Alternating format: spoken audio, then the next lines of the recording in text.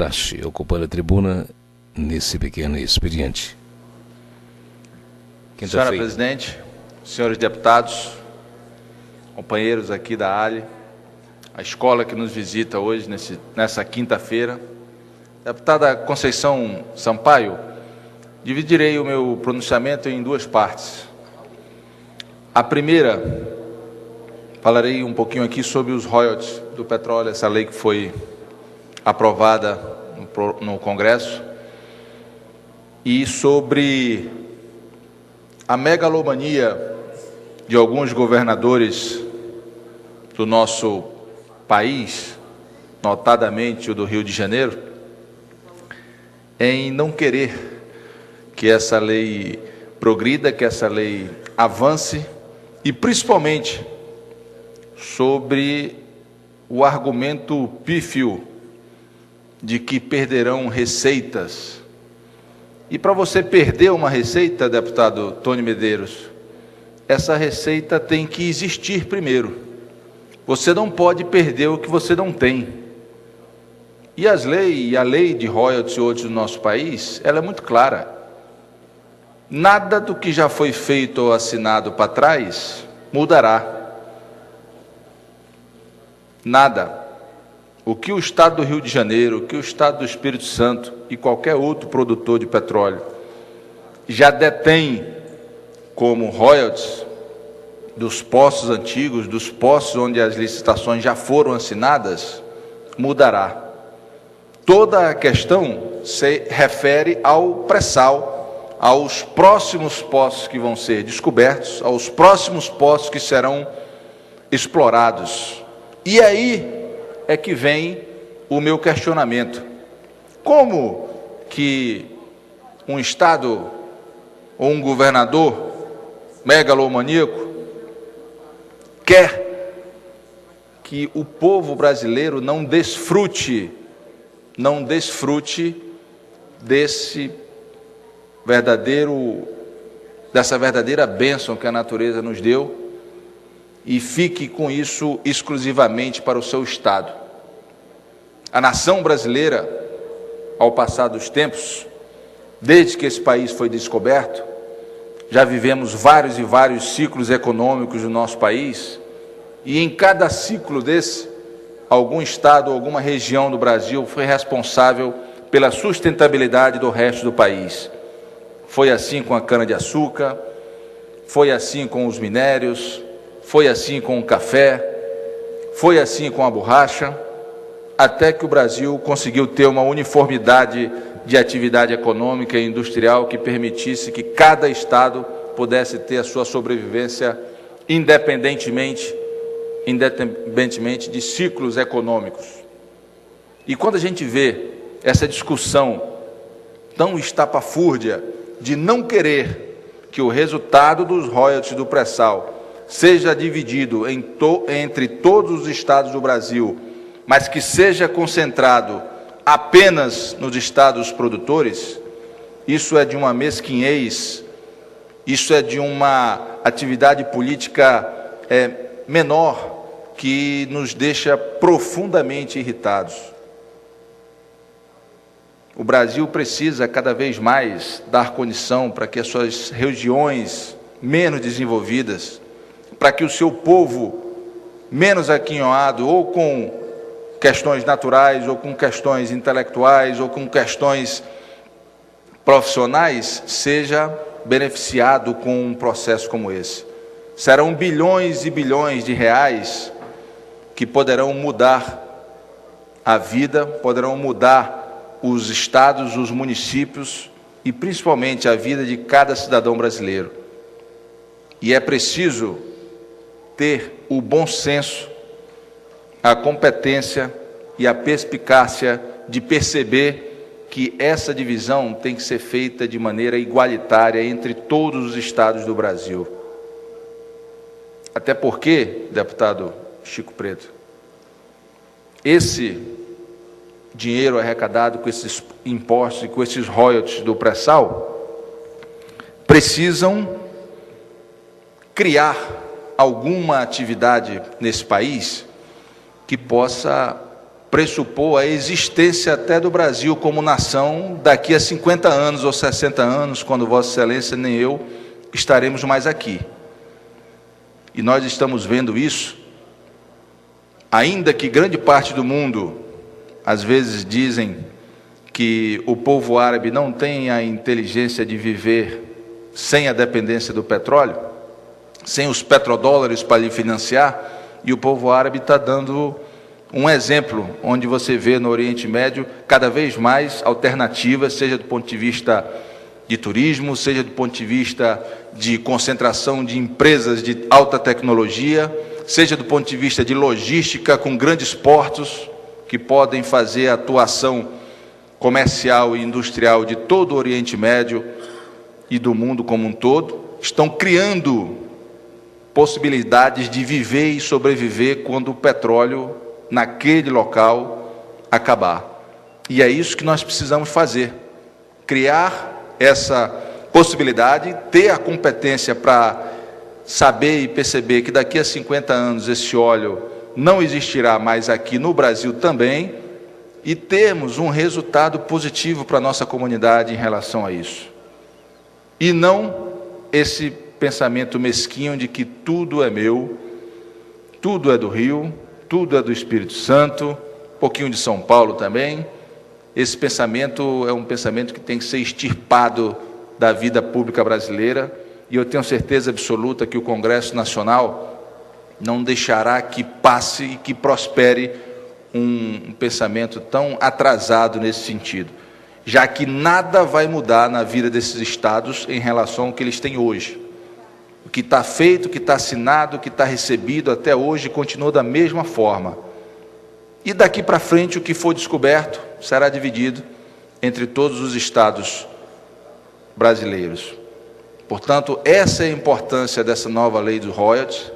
E não adianta, deputado Sidney, espernear, nem gritar, porque lá dentro daquela Casa Legislativa estão 513 deputados que representam os 27 estados do Brasil e, por conseguinte, a população brasileira, e eles têm esse entendimento, porque esse é o entendimento do bom senso.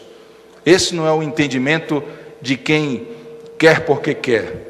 Deputado Abdala, Vossa Excelência me permite, eu vou transpor os trabalhos ao grande expediente. Vossa Excelência vai continuar na tribuna pelo tempo de mais 25 minutos e vai dividir esse tempo com o deputado Sidney Leite. Obrigada. Muito obrigado, deputada Conceição. Não usarei mais do que 5, deputado Sidney.